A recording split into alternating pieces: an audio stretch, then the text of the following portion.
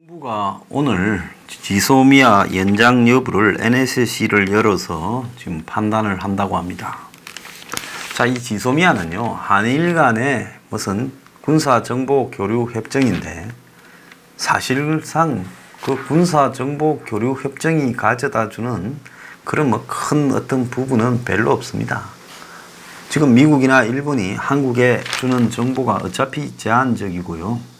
또 한국이 휴민트 정보에 일본에 앞선다 하지만은 지금 북한하고의 한국하고 이야기하는 깊숙한 정보가 일본에 건네갈 리도 없거니와 과거처럼 한국이 휴민트 조직을 북한을 탐지하기 위해 크게 운영하고 있는 것도 없어요. 간첩 잡는 기관이 간첩하고 놀아나는데 뭔 정보가 있겠어요.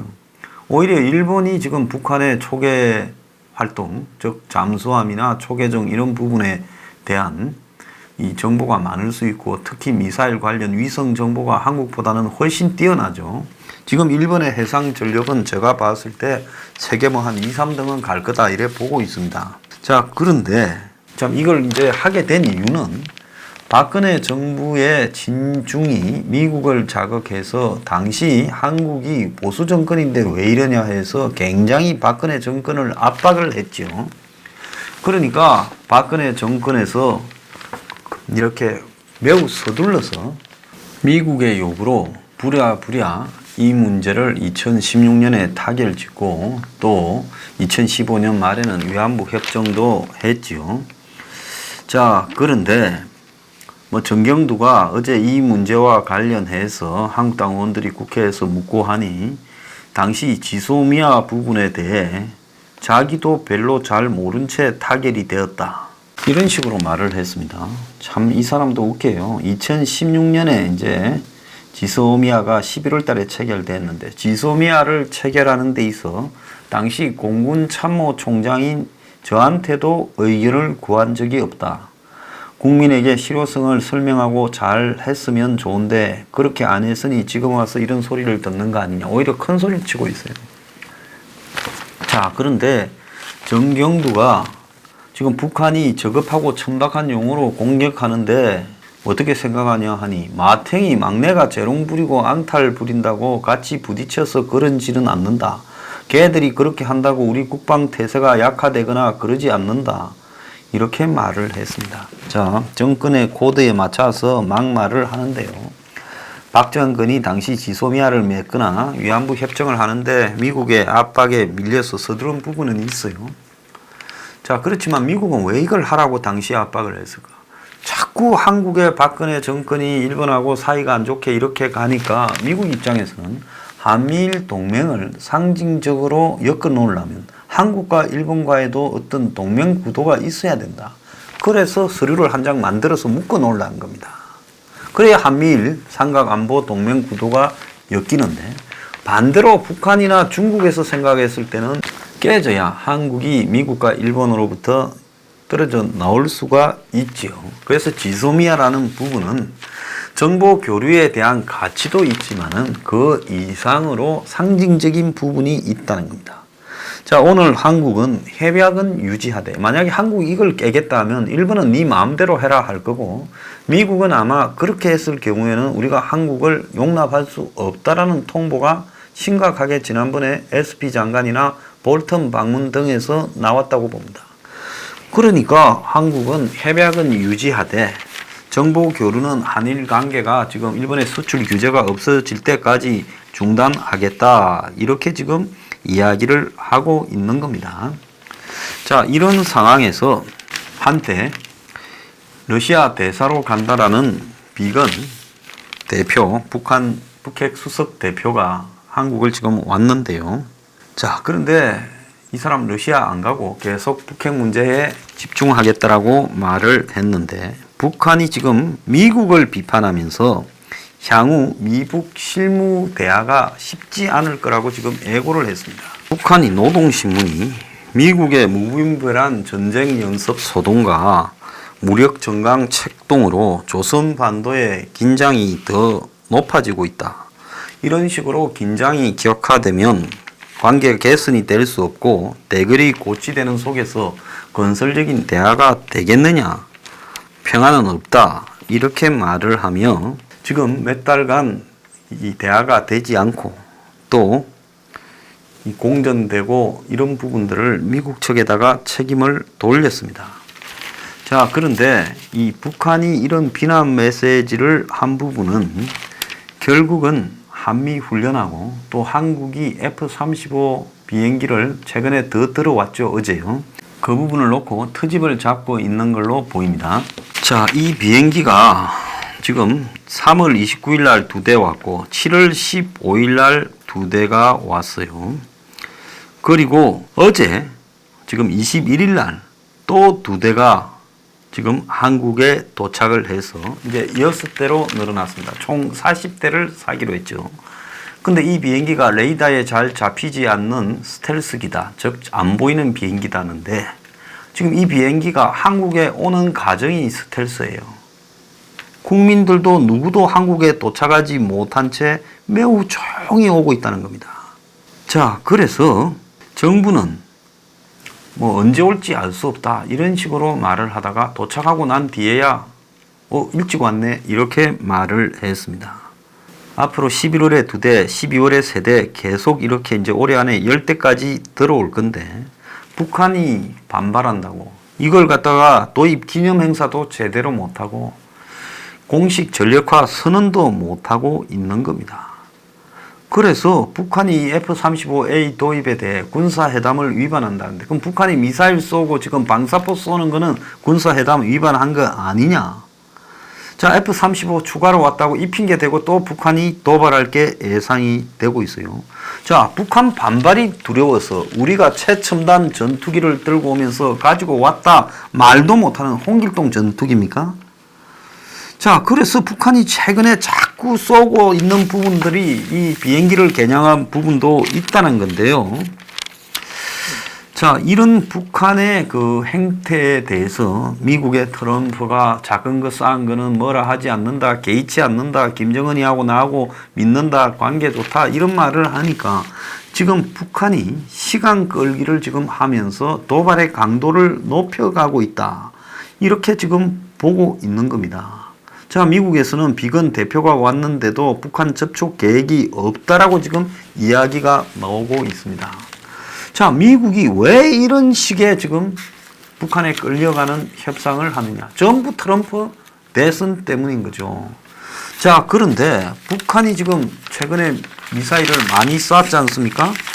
그런데 두어 달 동안 쏘는 미사일이 총 7월 이후 12발을 쐈는데 한 발에 12억 불이라는 거예요. 그래서 12발 발사에 최소 1,000만 달러, 120억 이상을 썼을 거라고 이야기가 나오고 있습니다.